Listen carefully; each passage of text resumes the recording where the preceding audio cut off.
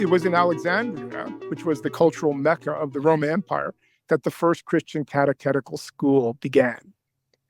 By catechetical school, we mean something like a university, as long as we don't confuse it with any university that we know. But let's imagine, a college or a building where a Christian teacher would gather with students in order to explain, develop, and teach the Christian faith. The Christian faith, which is one of the most intellectually taxing of all religions. It's not a simple business, as you know, and as I'm sure listeners of the podcast know. So in the 2nd century in Alexandria, we had a kind of melting pot of late antique, late Roman, late pagan cultures. Rome was the political center. Alexandria was the cultural center. That's where the great library of Alexandria was, which was one of the wonders of the ancient world, and which was destroyed in a fire in the Middle Age, in the Middle Ages, or the early Middle Ages. And in this context, in this busy Mediterranean North African city, there would have been schools set up for all of the various philosophies of the ancient world. So there was a school of Platonism, there was a school of Stoicism, there was a school of Epicureanism, alongside other various kinds of religious practices. And it was here that Clement, whose dates are 150 to 215, a pagan, basically well-educated aristocratic background, converted to Christianity and took the leadership of the catechetical school of Alexandria. And this was an extremely important site for the development of Christian doctrine. It was in the catechetical school and its associates that the doctrine of the Trinity, the hypostatic union, basically the major Christian doctrines of the church were defined through careful exegesis of the scriptures, through the reading of pagan philosophy that was crucial, and through writing and writing theology. The first theologies would have been written there. So I wanted to introduce everybody to Clement because he's kind of a different kind of church father. I think when we think of church fathers, we probably think of somebody, like Clement's student, Origen, who's very ascetical, probably eats once a day, mostly just vegetables, denies himself, he lives alone, denies himself sexuality, or sex, I should say, which is different from denying sexuality. Excuse me on that. We'll talk more about that next week. Denies himself that, an ascetic, basically a monk, someone living like a life of extreme self-renunciation.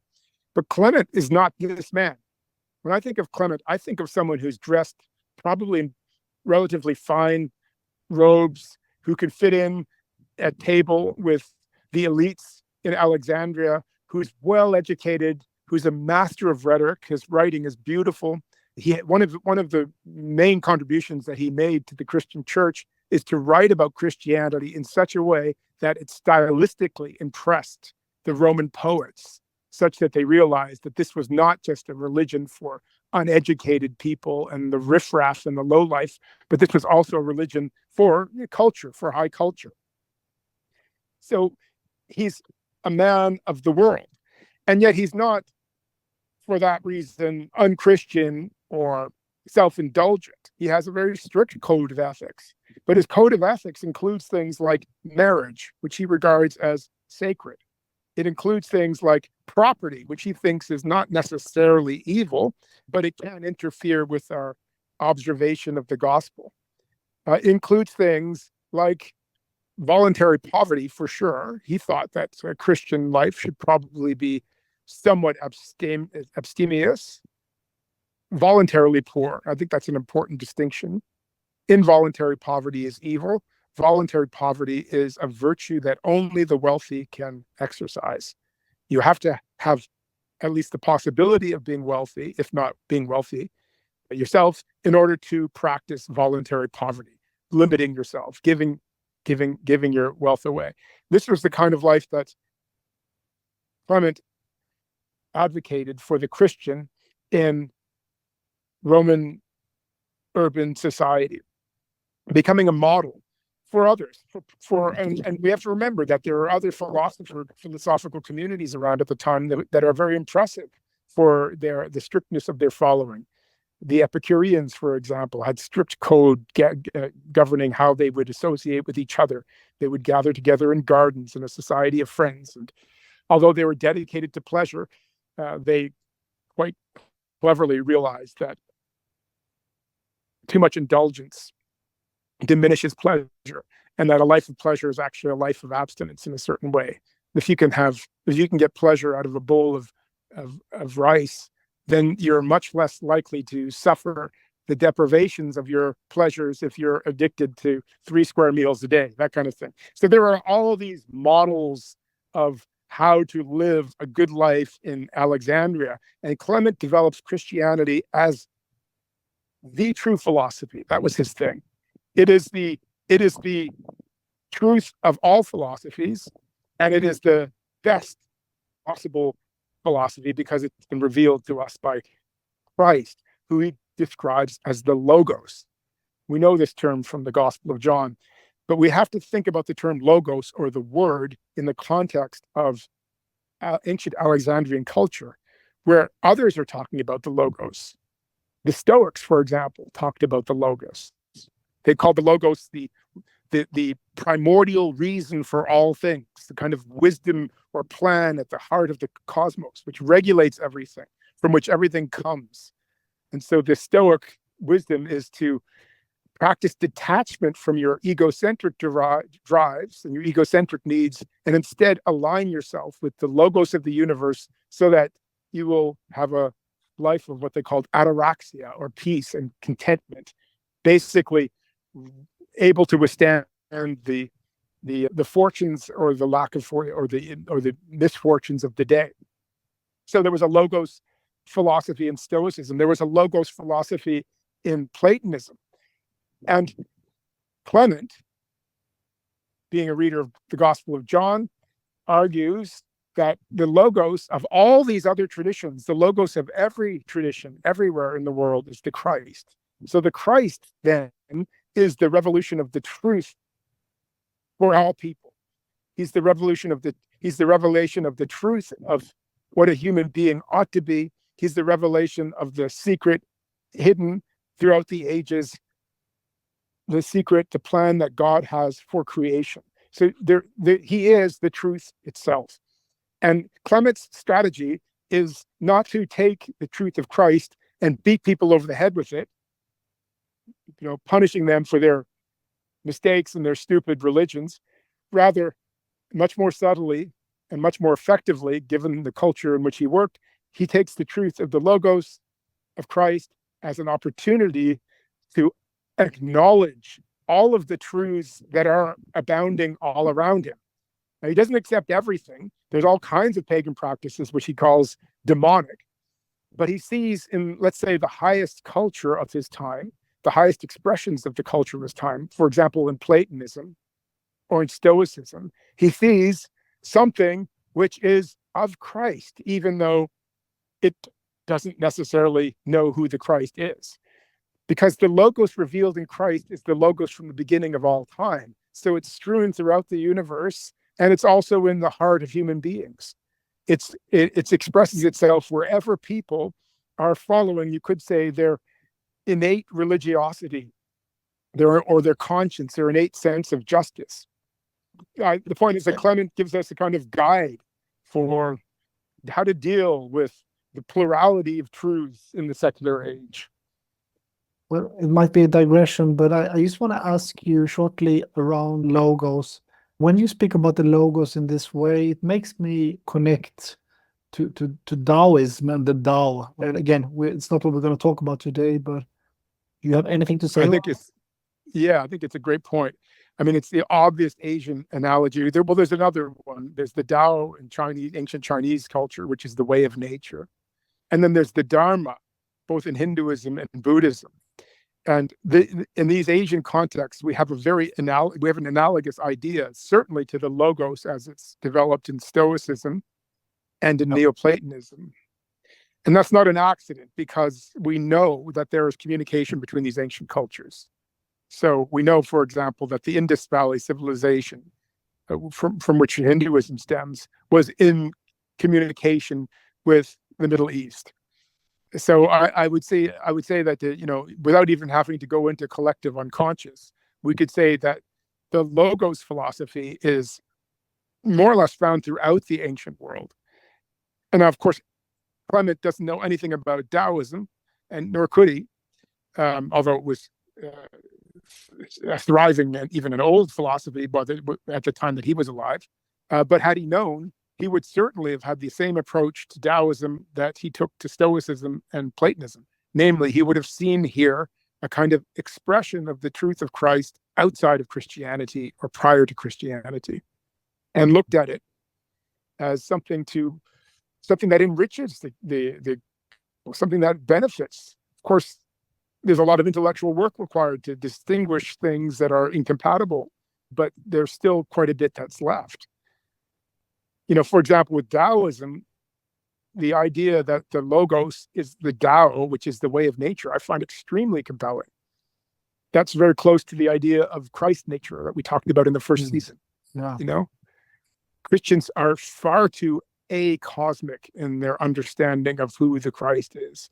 They need to follow Clement and realize that the person of Jesus is a manifestation of a cosmic principle which is present in the trees and in the water and in the stars and in the heart of every human being who's ever lived.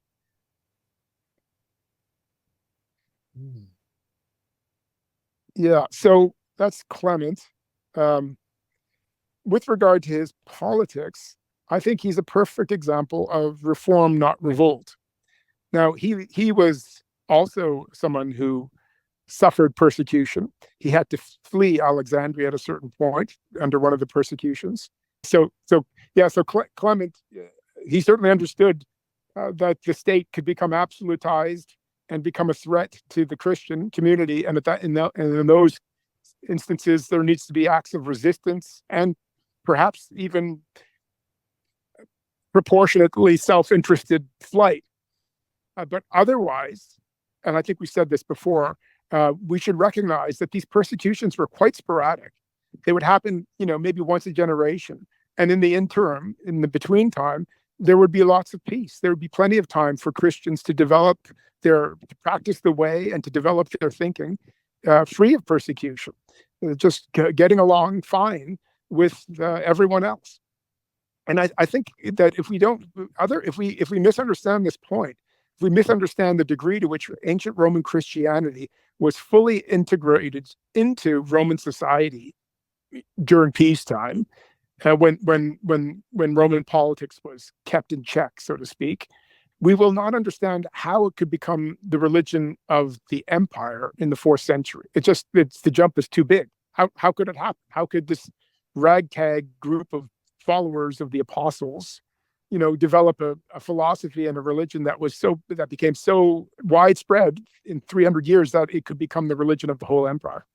So there had to be something about Christianity that appealed to just ordinary, law-abiding, decent Roman citizens who are not necessarily, coming from the outsides of the margins of society, but were integrated in the society, were even property owners and perhaps even politicians themselves. And it's to these people that Clement speaks. And I think for that reason, Clement is so important for us today. At least most of us in the Western world are living more or less the lives of kings and queens, at least for a brief period of time while the ecology can sustain it. We have basically everything we could possibly need. We have meat on the table 3 times a day if we want it. We can travel wherever we like. Most of our time is spent preoccupied with consumer novelties, with keeping ourselves, keeping up with the Joneses or keeping ourselves distracted and so on. So for us, our challenge is in the Western developed world is to find our way to voluntary poverty. And voluntary poverty need not look like, somebody in a Franciscan robe walking barefoot through the streets, although it could. It could also look like someone who is just actually living a little bit more simply than he could because he has other values that he's interested in pursuing. He has other commitments because too much consumption, too much wealth distracts him from the practice of the way.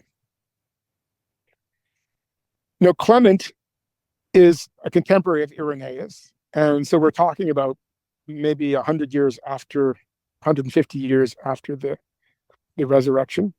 So this is a couple of generations after Paul. But what Clement is teaching, while it sounds maybe to some people who like their Christianity extreme and radical, it sounds somewhat tame, we should remember that much of what Clement has to say has its roots in Paul's letters, and nobody would call Paul mediocre or bourgeois. So I'll just give you one passage from Paul. This is Philippians 4. Finally, brothers and sisters, Paul writes, whatever is true, whatever is noble, whatever is right, whatever is pure, whatever is lovely, whatever is admirable, if anything is excellent or praiseworthy, think about these things. It's an amazing phrase, is not?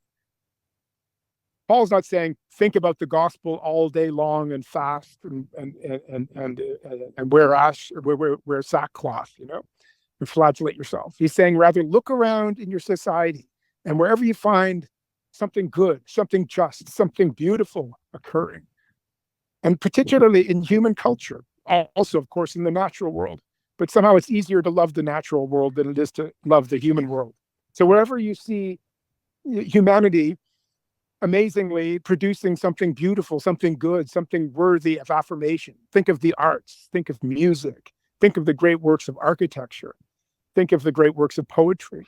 Wherever you see humanity somehow, no doubt through the grace of God, expressing itself free, or at least expressing itself in spite of its sin, expressing itself truthfully, and celebrating existence in a way that's entirely Christian, we see the logos expressing itself.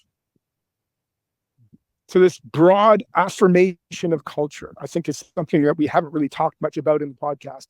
So we said that when politics gets absolutized, there's going to be an active resistance.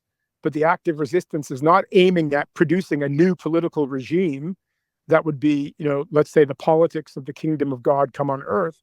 It'd rather be a reform. That is, the Christian, let's say, political activist more or less says, or is saying in his actions, her actions, that I don't expect much from you, the state. I don't expect you to produce necessarily a just society, but insofar as you are perpetrating injustice, I am going to push back. I'm going to demand reform. And this is how a Christian becomes involved in the political world. There's a problem with absolute politics. And what is it, really, from a Christian perspective? It's quite simple. The problem with absolute politics is that it usurps the power of God. We saw that in the gospel. Jesus says to Pilate that the power you have over me, your political power, has been given to you, granted to you by God. In other words, strangely, Jesus says to his accuser, Pilate, the man who's going to condemn him to death, that you actually have a legitimate power over you. There is a legitimate political power. And yet that political power has to be relative because God is the king of the universe. There is a king of the universe. And so there is no earthly king that can claim absolute sovereignty. And whenever one does, whenever ever any king does, or a queen, or fascist leader, you see this usurpation of the power of God. Even if they call themselves a Christian king, they are in fact unbelievers. Because all power in the Christian universe is delegated power. That is, it's granted temporarily. It's any Christian king, any leader, any Christian leader is really just an ordinary person who for a moment has been granted the authority to govern. But there's nothing particularly special about them as a human being. And at some point, they're going to fail. And when they fail, the Christian should expect better from them. So there is a kind of, if you want, a kind of a radical political part to the gospel, which is not revolutionary, but which stands as a check to all forms of political absolute sovereignty.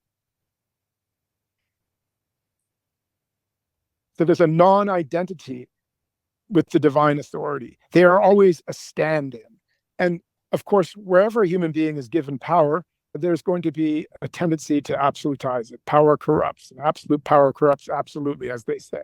So every political leader is going to be tempted in this way. Every state is going to be tempted in this way. We saw this in the pandemic. As in the first days of the pandemic, when we didn't know how bad COVID would be, we were all very grateful for our state taking control of the health of the society and imposing the measures on us, which we all believed, that most of us at the time, were necessary for us to not, go extinct as a species. We didn't know how bad COVID would be. But then what happened, of course, is a year later, when it was clear that COVID was not nearly as lethal as we had originally feared, and that the vaccines were not nearly as effective as we had hoped, the state actually retained and even in some respects expanded its power over its populations. The state succumbs always to this temptation to extend its power beyond its legitimate reach. And this is where the Christian pushes back. This is where the Christian sees the temptation to absolutize as something that requires his or her resistance. The resistance could take various forms: protest, even becoming politically active, running for politics, non-compliance, civil disobedience, as Henry David Thoreau wrote in that great essay, that nobody is obliged to obey an unjust law. These are acts of reform. That is, their intention is not to bring about a perfect society on earth through human means, because the Christian never assumes that such a thing is possible, but rather to offer a point of resistance to the all too common and regular forms of political evil that beleaguer human civilization from the beginning. And then we'll see, it sounds perhaps less radical than revolution, but look more carefully at the record. And the Christian reformers are willing to lay their lives down for the sake of this resistance.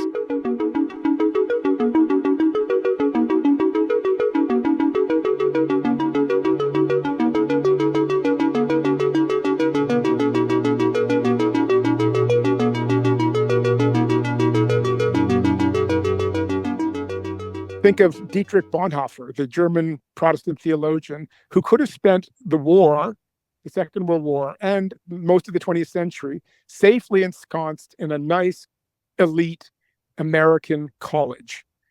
He was already a well-known theologian when the Nazis came to power, and he was well-known in England and in North America, had traveled in both places, and his powerful friends in the theological community in America had made arrangements for him to spend out the war years safely teaching theology in the US.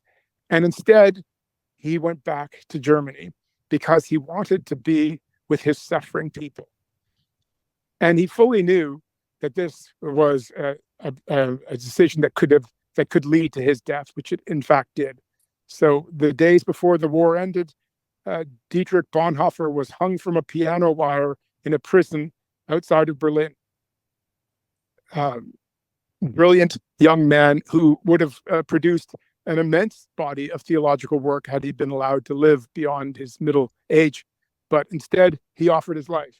Now, we could say he made the wrong decision, the right decision. That's not my point. My point is that his intention there was not to, what should we say, be the vanguard of a Christian, be the revolutionary vanguard of a new Christian society, but rather to offer the kind of resistance to Nazism which so many of the Christians were incapable of doing, particularly the Catholic Church. So Bonhoeffer was a key player in what they called the confessing church in Germany, when Hitler was a smart fellow, and he recognized that the only way that he was going to take control of German society is by taking control of the churches. And so he began by courting favor with the Pope to take control of the Catholic Church, and at least got the Pope to agree not to interfere with his Jewish laws, and then went more directly at the Protestant churches and began to make the installation of the bishops of the Protestant churches a state matter. So Nazi bishops were put into place. And Protestant theology became actively anti-Semitic and not just compliant with Nazi ideology, but actually perpetrators of it. And so it was in this context that Bonhoeffer went back with others, started to organize the Confessing Church on the very obvious point to us now that there's no way in the world that Christianity could endorse could endorse the Jewish laws, could be complicit in the Shoah. There's no way in the world that Christianity, if it's truly a gospel practice, could stand by and watch as people were taken out of their homes in the middle of the night and shipped off to death camps. So that was his act of reform, and it ended with his death, and he was willing to die for it.